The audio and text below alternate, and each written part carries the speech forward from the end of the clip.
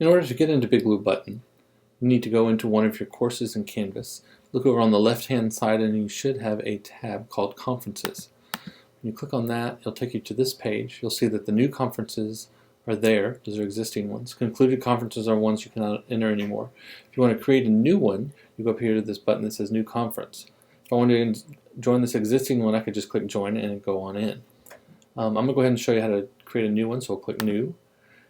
I'm going to rename this one. You can just use the existing name, but I already have one by that name.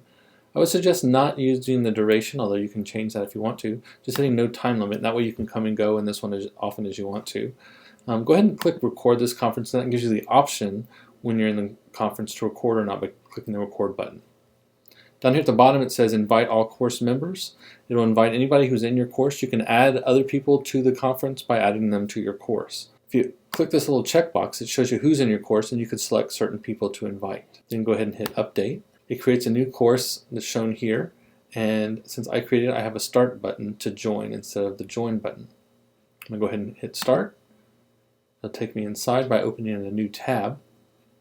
At this point it may ask you to update your flash if you have not done so already, and it'll give you instructions for doing that. Once we're inside, we will go ahead and click microphone, allow. At this point, as I talk, you'll see the blue line moving across saying that my microphone is working. If it's not, you can select a different microphone by using the drop down menu and adjust the variable there if you're having trouble with your microphone in the session.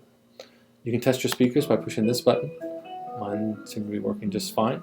They do suggest that you use headphones. Earbuds are fine. They work great. I like to use those so they don't hurt my ears as I use them for long periods of time.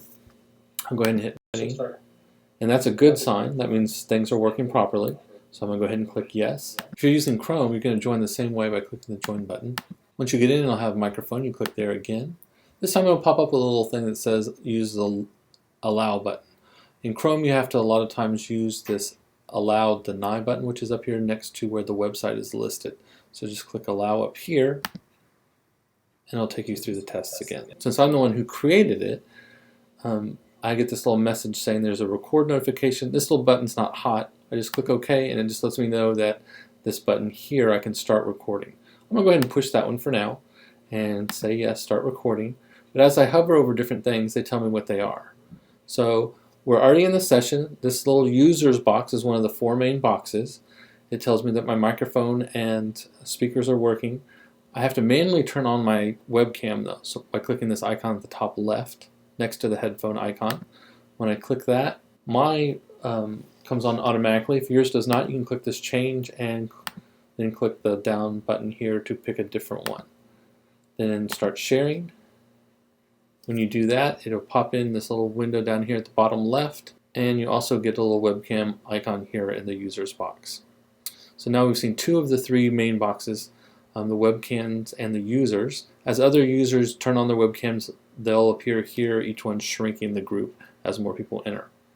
Next we have a presentations window where we can upload content such as Word documents or PowerPoints. Since I'm the one who created this conference, I have a little icon here in the users box called presenter. As other people enter, they will just have a little person icon, and I can click on them to give them presenter privileges. And what that means is over here in this presenter box, I have these special tools that other people won't see. And as I move my cursor around, a red dot appears. They won't see my cursor, won't get confused, but the red dot will show them what I'm pointing to. I can upload content by clicking this button here at the bottom left, clicking select file, and then finding something on my computer to add. And I got to make sure I upload it. It takes just a few seconds, and it puts it here in this middle. If I had several pages, then I could click through it using here, same with the PowerPoint. I have some tools that kind of pop in and out as I move my cursor over them. One's a pencil icon where I could circle something.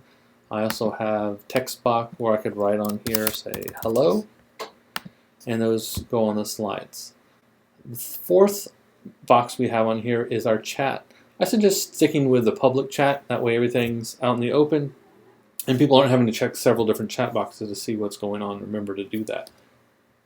All you need to do is go down here at the bottom right in this blank box and type your message. You can either hit return or send, and then it populates it here in this conversation thread with your name and the time that you posted that.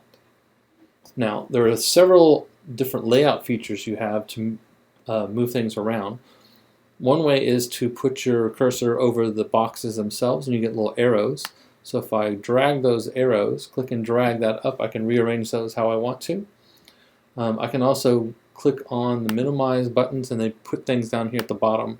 You can move things around like that.